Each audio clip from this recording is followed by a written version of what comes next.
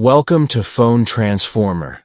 In this video, I'll walk you through the updated guide, Change USB Settings on Android, showing you step-by-step how to access and adjust the right options on your phone.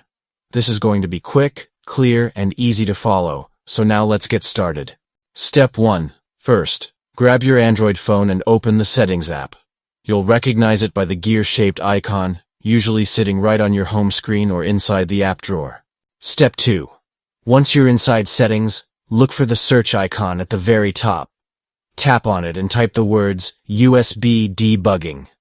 But before you can actually use this option, make sure you have developer mode enabled on your phone, because without that, the USB settings will remain hidden.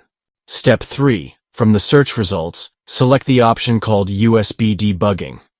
When you first open it, you might notice that this option is disabled by default.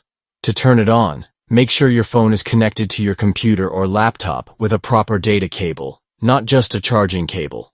Once connected, go ahead and enable this feature. Step 4. After that, swipe down from the top of your screen to open the notification panel. Here, you'll see a message about USB debugging or USB preferences. Tap on it, and you'll notice different choices, like transferring files, sharing internet, or just charging. From here, you can easily select the option you need, and that's it.